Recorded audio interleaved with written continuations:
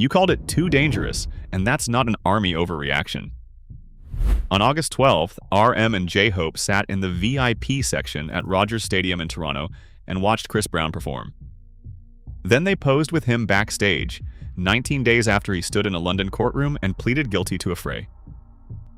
BTS play that exact same stadium on the 22nd and 23rd. 10 days later, Western outlets filed the photo under celebrity networking. But a picture like that lands differently on a Korean balance sheet than it does on an American one, and almost nobody covering this has said why.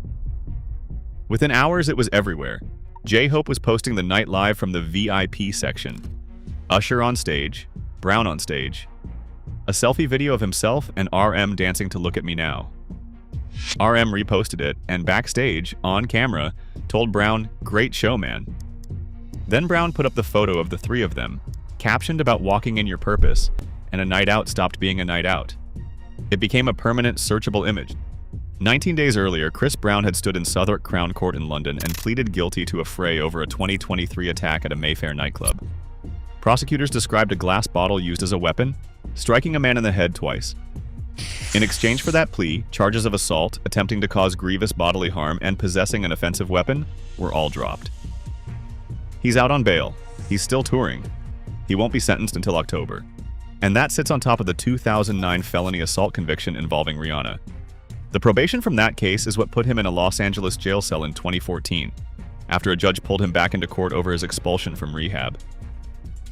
Here's where the coverage split clean in half. English language music press ran it as a photo op. Fan media ran it as a breach. Same photograph. Only one side was reading the ledger underneath it, and it didn't land on a clean slate. 2 days earlier, an AI advertising partnership had already set part of the fandom organizing under its own hashtag. So, Toronto didn't arrive as an isolated night out. It arrived as the second item on a list already open. That's the fan reaction. Now look at the math. On July 28th, HYBE posted the first trillion-won quarter in its history. Consolidated revenue, 1.45 trillion won. Operating profit, 170.9 billion, up almost 160% in a year. Records everywhere, and the stock fell as much as 16%.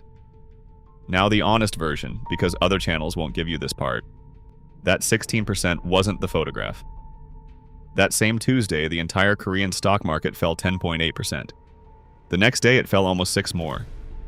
Circuit breakers halted trading on both days, back-to-back for the first time in the history of the exchange, after SK Hynix posted the most profitable quarter of its life and still missed what analysts wanted. HYBE was standing in a market that was burning down around it. But that fire did something far worse than dent a share price. It forced every analyst in Seoul to open the books, and inside the best quarter HYBE has ever recorded, they found the exact number that makes this photograph dangerous.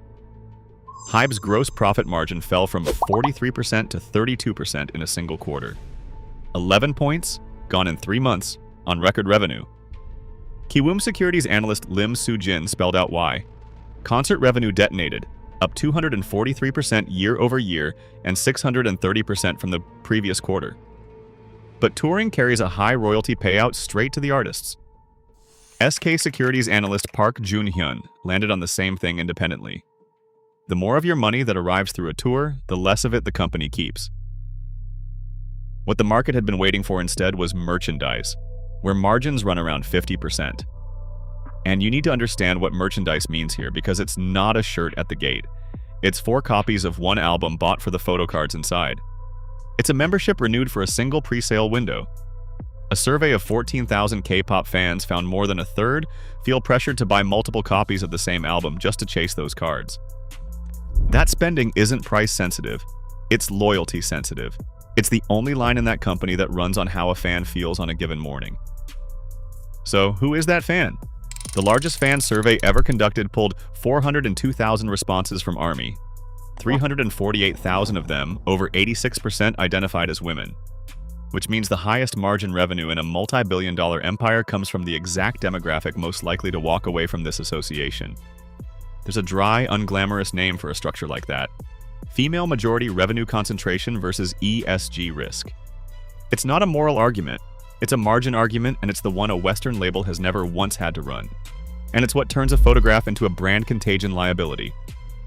Not a term in any rulebook, just the cleanest name for what happens when your highest margin customer and your reputational risk end up in the same room. Which raises the question the American industry has dodged for 30 years. What happens when the audience can withdraw? Western labels survived scandal after scandal on one structural advantage: passive consumption, radio rotation, playlist placement, streaming autoplay. Revenue arrives whether the listener approves of the artist or not. You can be genuinely disgusted by a musician and still generate income for his label by accident in the background without ever choosing to. HYBE built the exact opposite on purpose. Direct to consumer, top to bottom. Weverse crossed 13.3 million monthly users this year and turned annually profitable for the first time. Every meaningful one in that system moves through a deliberate act: buying the album, renewing the membership, entering the pre-sale. There's almost no passive layer anywhere in it, which means there's almost no cushion underneath it. A fandom that decides to slow down doesn't need a campaign or a hashtag or a statement. It just stops tapping buy, and you already know which line that hits first. The 32% won. Then there's the room where the photo happened. A stadium co-headline, a VIP section, a backstage corridor, and two of the most photographed men in music walking through it 10 days before their own show in that building. Those are Western VIP co-headlining optics. The ordinary machinery of a stadium run, where a visiting superstar becomes content the second he arrives. Nobody signed anything. Nobody needed to.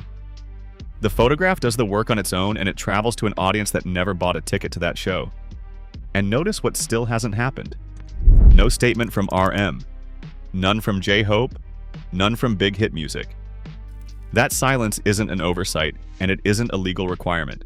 It's corporate silence PR mechanics. Responding formally converts a member's night off into an official company position, and an official company position gets quoted back at you in every interview and every earnings call for 2 years. Say nothing, and it stays a personal choice by two adults. Say something, and it becomes corporate policy, permanently, with a date stamp on it. And the timing couldn't be worse. HYBE shares have roughly halved this year. Back in March, the stock fell as much as 15% in one session, when the Gwanghwamun comeback drew 104,000 people against a police estimate of 260,000. Investors have spent this year hunting for evidence that fan intensity is cooling. This is the worst possible month to hand the market a story about fans feeling let down. Because the fiercest pushback didn't come from rival fandoms, and it didn't come from the press. It came from inside ARMY, from the people with the most invested in these men, and the most to lose by saying it out loud. On Reddit, fans called the judgment careless. On X, they said the obvious thing a room full of publicists apparently did not. When your fandom is majority women, this is the one concert you skip. Leah Salonga, a Tony winner and a longtime ARMY, posted a single word: disappointed. And plenty pushed back the other way just as hard, arguing that attending a show isn't an endorsement, that 7 grown men don't owe anyone a curated social calendar. That argument is still running, unresolved, in a dozen languages. And the argument is the proof. Most fandoms have exactly one setting, and that setting is defend. What happened this week was a fan base litigating its own values in public in real time, with no press release telling it what to think.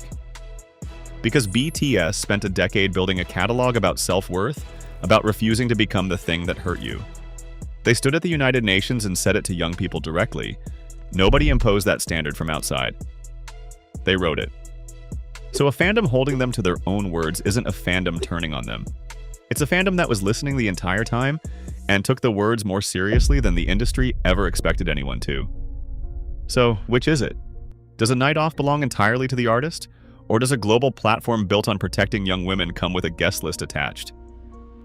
Half of this comment section is about to say one thing, and half is about to say the other.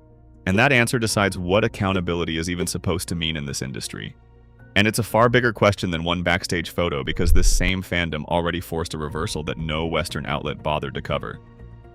HYBE ran dynamic pricing on its 2023 American tours, and watched seat prices climb from around $150 to nearly $1,000. For Arirang, that engine is switched off. Fixed prices, pre-sale, and general sale identical. Nobody in that boardroom woke up with a conscience. The full breakdown of what actually changed their minds is playing on your screen right now.